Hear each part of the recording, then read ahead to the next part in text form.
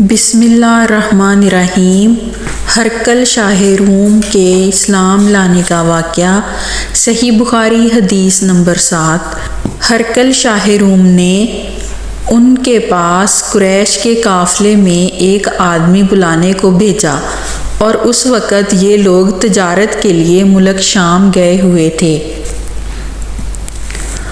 اور یہ وہ زمانہ تھا جب رسول اللہ صلی اللہ علیہ وآلہ وسلم نے قریش اور ابو سفیان سے ایک وقتی عہد کیا ہوا تھا۔ جب ابو سفیان اور دوسرے لوگ ہرقل کے پاس ایلیا پہنچے، جہاں ہرقل نے دربار طلب کیا تھا، اس کے گرد روم کے بڑے بڑے لوگ، علماء، وزراء، امراء بیٹھے ہوئے تھے۔ ہرقل نے ان کو اور اپنے ترجمان کو بلوایا، پھر ان سے پوچھا کہ تم میں سے کون شخص مدعی رسالت کا زیادہ قریبی عزیز ہے؟ ابو سفیان کہتے ہیں کہ میں بول اٹھا کہ میں اس کا سب سے زیادہ قریبی رشتہ دار ہوں۔ یہ سن کر ہرقل نے حکم دیا کہ اس کو یعنی ابو سفیان کو میرے قریب لا کر بٹھاؤ، اور اس کے ساتھیوں کو اس کی پیٹھ کے پیچھے بٹھا دو۔ پھر اپنے ترجمان سے کہا کہ ان لوگوں سے کہہ دو کہ میں ابو سفیان سے اس شخص یعنی محمد صلی اللہ علیہ وآلہ وسلم کے حالات پوچھتا ہوں۔ اگر یہ مجھ سے کسی بات میں جھوٹ بول دے تو تم اس کا جھوٹ ظاہر کر دینا۔ ابو سفیان کا قول ہے کہ خدا کی قسم، اگر مجھے یہ غیرت نہ آتی کہ یہ لوگ مجھ کو جھٹلائیں گے تو میں آپ صلی اللہ علیہ وآلہ وسلم کی نسبت ضرور غلط گوئی سے کام لیتا۔ خیر، پہلی بات جو ہرقل نے مجھ سے پوچھی وہ یہ کہ اس شخص کا خاندان تم لوگوں میں کیسا ہے؟ میں نے کہا وہ تو بڑے اونچے عالی نسب والے ہیں۔ کہنے لگا اس سے پہلے بھی کسی نے تم لوگوں میں سے ایسی بات کہی تھی؟ میں نے کہا نہیں۔ کہنے لگا اچھا، اس کے بڑوں میں کوئی بادشاہ ہوا ہے؟ میں نے کہا نہیں۔ پھر اس نے کہا بڑے لوگوں نے اس کی پیروی اختیار کی ہے یا کمزوروں نے؟ میں نے کہا نہیں، کمزوروں نے۔ پھر کہنے لگا اس کے تابع دار روز بڑھتے جاتے ہیں یا کوئی ساتھی پھر بھی جاتا ہے؟ میں نے کہا نہیں۔ کہنے لگا کیا اپنے اس دعوے نبوت سے پہلے کبھی کسی بھی موقع پر اس نے جھوٹ بولا ہے؟ میں نے کہا نہیں۔ اور اب ہماری اس سے صلح کی ایک مقررہ مدت ٹھہری ہوئی ہے، معلوم نہیں وہ اس میں کیا کرنے والا ہے۔ ابو سفیان کہتے ہیں میں اس بات کے سوا اور کوئی جھوٹ اس گفتگو میں شامل نہ کر سکا۔ ہرقل نے کہا کیا تمہاری اس سے کبھی لڑائی بھی ہوئی ہے؟ میں نے کہا ہاں۔ بولا پھر تمہاری اور اس کی جنگ کا کیا حال ہوتا ہے؟ میں نے کہا لڑائی ڈول کی طرح ہے، کبھی وہ ہم سے میدان جنگ جیت لیتے ہیں اور کبھی ہم ان سے جیت لیتے ہیں۔ ہرقل نے پوچھا وہ تمہیں کس بات کا حکم دیتا ہے؟ میں نے کہا وہ کہتا ہے کہ صرف ایک اللہ کی عبادت کرو، اس کا کسی کو شریک نہ بناؤ، اور اپنے باپ دادا کی شرک کی باتیں چھوڑ دو، اور ہمیں نماز پڑھنے، سچ بولنے، پرہیزگاری اور صلہ رحمی کا حکم دیتا ہے۔ یہ سب سن کر پھر ہرقل نے اپنے ترجمان سے کہا کہ ابو سفیان سے کہہ دے کہ میں نے تم سے اس کا نسب پوچھا تو تم نے کہا کہ وہ ہم سے عالی نسب ہے، اور پیغمبر اپنی قوم میں عالی نسب ہی بھیجے جایا کرتے ہیں۔ میں نے تم سے پوچھا کہ دعویٰ نبوت کی یہ بات تمہارے اندر اس سے پہلے کسی اور نے بھی کہی ہے؟ تو تم نے جواب دیا کہ نہیں۔ تب میں نے اپنے دل میں کہا کہ اگر یہ بات اس سے پہلے کسی نے کہی ہوتی تو میں سمجھتا کہ اس شخص نے بھی اسی بات کی تقلید کی ہے جو پہلے کہی جا چکی ہے۔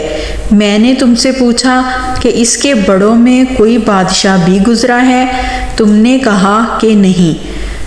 تو میں نے دل میں کہا کہ ان کے بزرگوں میں سے کوئی بادشاہ ہوا ہوگا تو کہہ دوں گا کہ وہ شخص اس بہانہ سے اپنے آباء و اجداد کی بادشاہت اور ان کا ملک دوبارہ حاصل کرنا چاہتا ہے، اور میں نے تم سے پوچھا کہ اس بات کے کہنے یعنی پیغمبری کا دعویٰ کرنے سے پہلے تم نے کبھی اس کو دروغ گوئی کا الزام لگایا ہے؟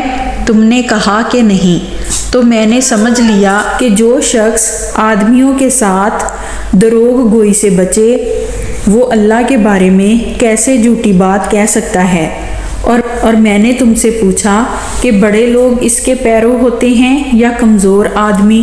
تم نے کہا کمزوروں نے اس کی اتباع کی ہے۔ تو دراصل یہی لوگ پیغمبروں کے متبعین ہوتے ہیں۔ اور میں نے تم سے پوچھا کہ اس کے ساتھی بڑھ رہے ہیں یا کم ہو رہے ہیں؟ تم نے کہا کہ وہ بڑھ رہے ہیں، اور ایمان کی کیفیت یہی ہوتی ہے تاکہ وہ کامل ہو جاتا ہے۔ اور میں نے تم سے پوچھا کہ آیا کوئی شخص اس کے دین سے ناخوش ہو کر مرتد بھی ہو جاتا ہے؟ تم نے کہا نہیں۔ تو ایمان کی خاصیت بھی یہی ہے، جن کے دلوں میں اس کی مسرت رچ بس جائے وہ اس سے لوٹا نہیں کرتے۔ اور میں نے تم سے پوچھا کہ آیا وہ کبھی عہد شکنی کرتے ہیں؟ تم نے کہا نہیں۔ پیغمبروں کا یہی حال ہوتا ہے، وہ عہد کی خلاف ورزی نہیں کرتے۔ اور میں نے تم سے کہا کہ وہ تم سے کس چیز کے لیے کہتے ہیں؟ تم نے کہا کہ وہ ہمیں حکم دیتے ہیں کہ اللہ کی عبادت کرو، اس کے ساتھ کسی کو شریک نہ ٹھہراؤ، اور تمہیں بتوں کی پرستش سے روکتے ہیں، سچ بولنے اور پرہیزگاری کا حکم دیتے ہیں۔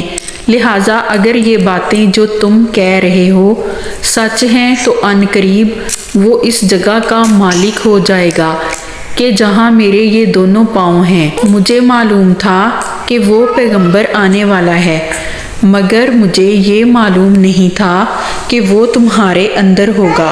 اگر میں جانتا کہ اس تک پہنچ سکوں گا تو اس سے ملنے کے لیے ہر تکلیف گوارا کرتا۔ اگر میں اس کے پاس ہوتا تو اس کے پاؤں دھوتا۔ ہرقل نے رسول اللہ صلی اللہ علیہ وآلہ وسلم کا وہ خط منگایا جو آپ نے دہیہ کلبی رضی اللہ تعالیٰ عنہ کے ذریعے حاکم بصرہ کے پاس بھیجا تھا، اور اس نے وہ ہرقل کے پاس بھیج دیا تھا۔ پھر اس کو پڑھا تو اس میں لکھا تھا، اللہ کے نام کے ساتھ جو نہایت مہربان اور رحم والا ہے، اللہ کے بندے اور اس کے پیغمبر محمد صلی اللہ علیہ وآلہ وسلم کی طرف سے یہ خط ہے، شاہ روم کے لیے۔ اس شخص پر سلام ہو جو ہدایت کی پیروی کرے۔ اس کے بعد میں آپ کے سامنے دعوت اسلام پیش کرتا ہوں۔ اگر آپ اسلام لے آئیں گے تو دین و دنیا میں سلامتی نصیب ہوگی، اللہ آپ کو دوہرا ثواب دے گا، اور اگر آپ میری دعوت سے روگردانی کریں گے تو آپ کی رایا کا گناہ بھی آپ پر ہوگا۔ اور اے اہل کتاب، ایک ایسی بات پر آ جاؤ جو ہمارے اور تمہارے درمیان یکساں ہے، وہ یہ کہ ہم اللہ کے سوا کسی کی عبادت نہ کریں اور کسی کو اس کا شریک نہ ٹھہرائیں، اور نہ ہم میں سے کوئی کسی کو خدا کے سوا اپنا رب بنائے۔ پھر اگر وہ اہل کتاب اس بات سے منہ پھیر لیں تو مسلمانوں تم ان سے کہہ دو کہ تم مانو یا نہ مانو، ہم تو ایک خدا کے اطاعت گزار ہیں۔ ابو سفیان کہتے ہیں، جب ہرقل نے جو کچھ کہنا تھا کہہ دیا اور خط پڑھ کر فارغ ہوا تو اس کے ارد گرد بہت شور و غوغا ہوا، بہت سی آوازیں اٹھیں اور ہمیں باہر نکال دیا گیا۔ تب میں نے اپنے ساتھیوں سے کہا کہ ابو کبشہ کے بیٹے حضرت صلی اللہ علیہ وآلہ وسلم کا معاملہ تو بہت بڑھ گیا، دیکھو تو اس سے بنی اسفر یعنی روم کا بادشاہ بھی ڈرتا ہے۔ مجھے اس وقت سے اس بات کا یقین ہو گیا کہ حضور صلی اللہ علیہ وآلہ وسلم ان قریب غالب ہو کر رہیں گے، حتیٰ کہ اللہ نے مجھے مسلمان کر دیا۔ راوی کا بیان ہے کہ ابن ناطور ایلیا کا حاکم، ہرقل کا مصاحب اور شام کے نصارہ کا لاٹ پادری بیان کرتا تھا کہ ہرقل جب ایلیا آیا ایک دن صبح کو پریشان اٹھا تو اس کے درباریوں نے دریافت کیا کہ آج ہم آپ کی حالت بدلی ہوئی پاتے ہیں، کیا وجہ ہے؟ ابن ناطور کا بیان ہے کہ ہرقل نجومی تھا، علم نجوم میں وہ پوری مہارت رکھتا تھا۔ اس نے اپنے ہم نشینوں کو بتایا کہ میں نے آج رات ستاروں پر نظر ڈالی تو دیکھا کہ ختنہ کرنے والوں کا بادشاہ ہمارے ملک پر غالب آ گیا ہے۔ بھلا اس زمانے میں کون لوگ ختنہ کرتے ہیں؟ انہوں نے کہا کہ یہود کے سوا کوئی ختنہ نہیں کرتا، سو ان کی وجہ سے پریشان نہ ہوں۔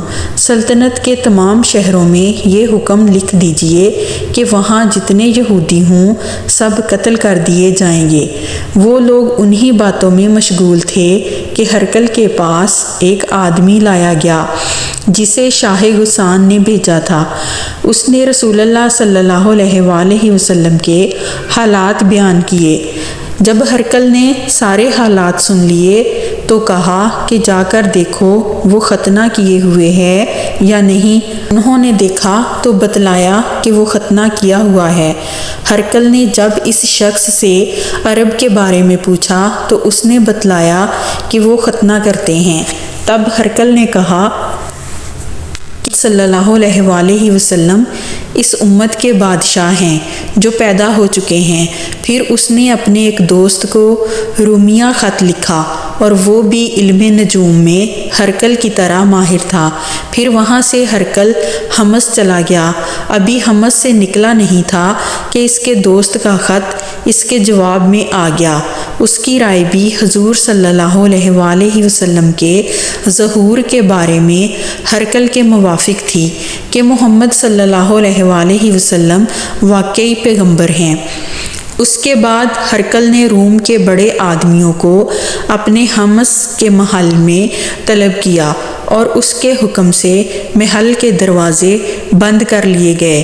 پھر وہ اپنے خاص محل سے باہر آیا اور کہا، اے روم والو، کیا ہدایت اور کامیابی میں کچھ حصہ تمہارے لیے بھی ہے؟ اگر تم اپنی سلطنت کی بقا چاہتے ہو تو پھر اس نبی صلی اللہ علیہ وآلہ وسلم کی بیعت کر لو اور مسلمان ہو جاؤ۔ یہ سننا تھا کہ پھر وہ لوگ وحشی گدھوں کی طرح دروازوں کی طرف دوڑے مگر انہیں بند پایا۔